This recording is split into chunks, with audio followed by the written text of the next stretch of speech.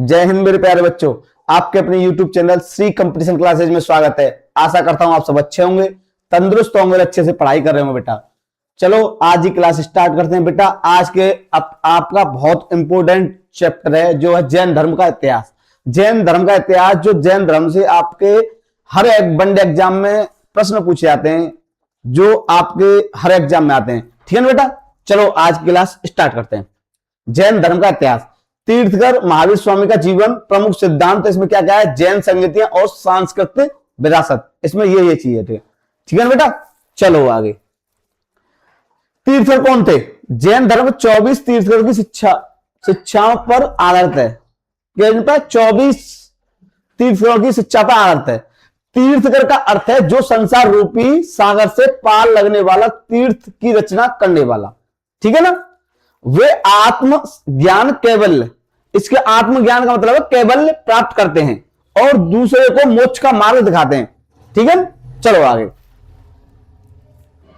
प्रथम एवं 23वें तीर्थकर, प्रथम तो कौन थे आपके? ऋषभदेव। कौन थे बेटा? आपके ऋषभदेव। प्रथम तीर्थकर थे ऋषभदेव। प्रथम तीर्थकर आपके कौन थे? ऋषभदेव बेटा।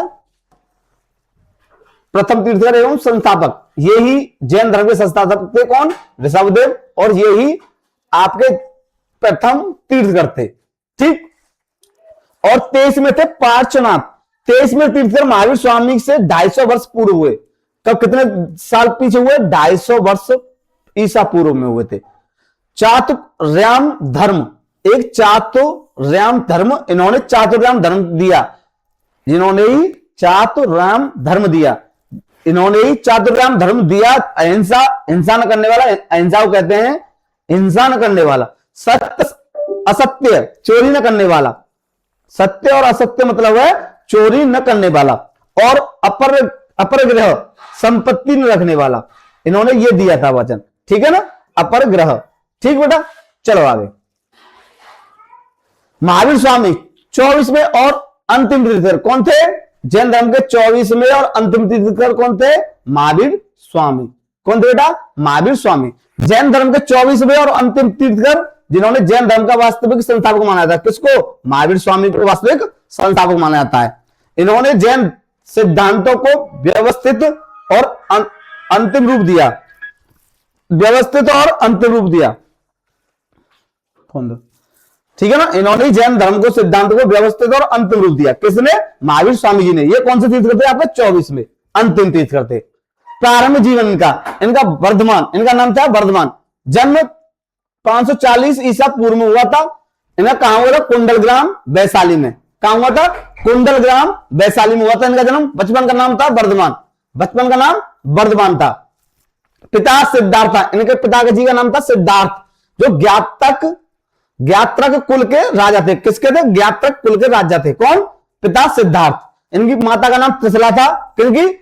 तुम्हारा महावीर स्वामी जी की। पत्नी कौन थी? यशोदा थी। और पुत्री थी प्रिय दर्शनी। कौन थी? प्रिय दर्शनी। और दामाद थे जमाली।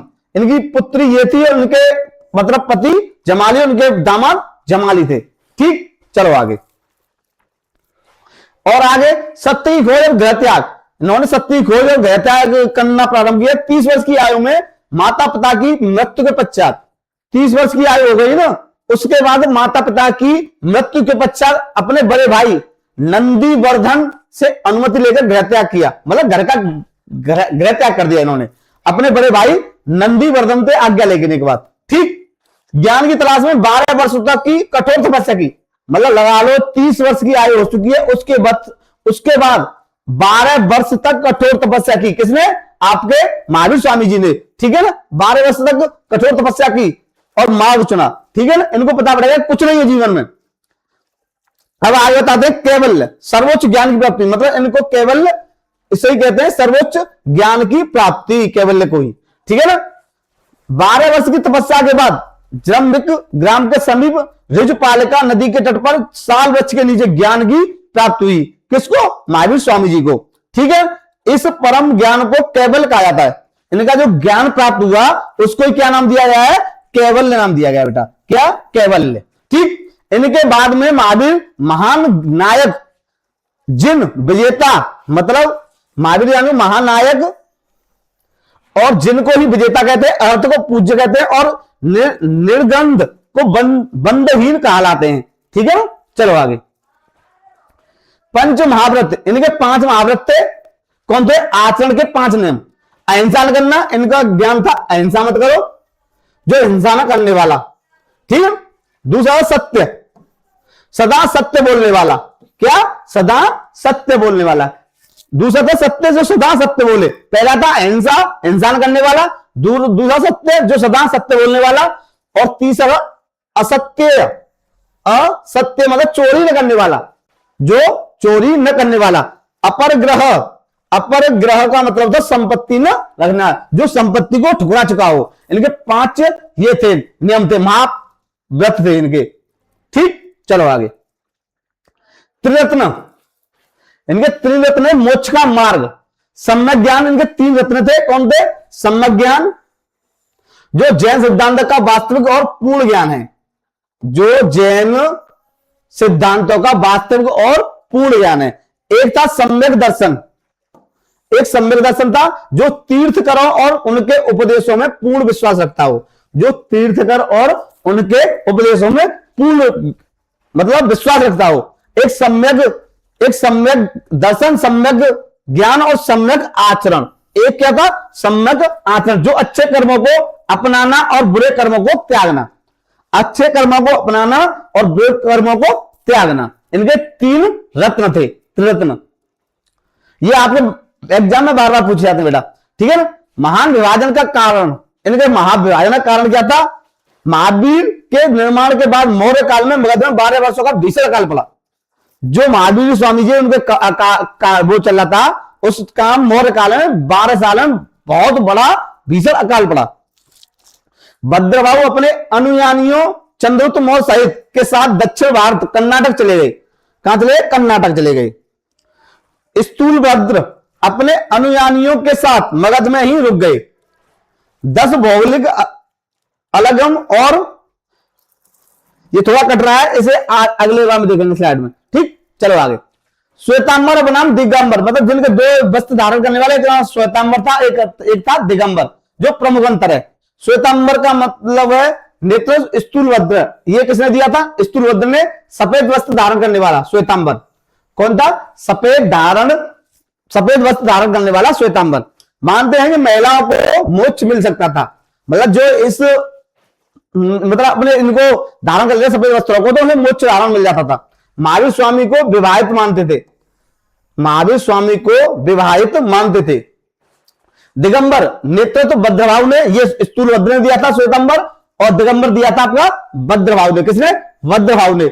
वस्त्रों का पूर्ण त्याग करने हैं, नग्न कहते हैं। मतलब जो दिगंबर हैं वो अपने वस्त्र नहीं रखते हैं अपने शरीर पर, पूरा वस्त्र वो त्याग देते हैं।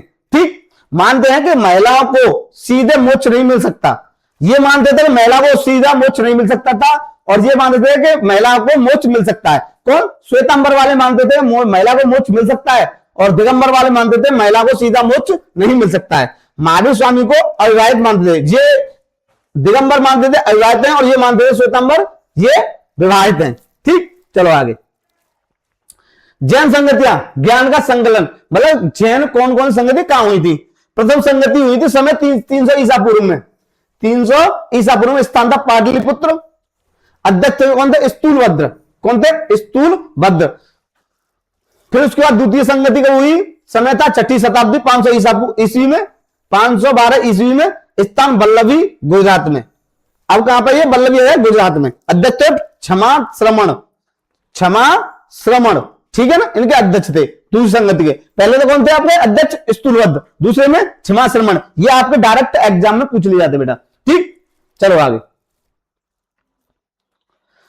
बस आज के लिए इतना ही। पूरा आपका मतलब जैन धर्म हो चुका बेटा। उसका छोटी छोटी शॉर्ट वीडियो आपके लिए सब कुछ लाएंगे। ठीक है ना। जय हिंद, जय भारत।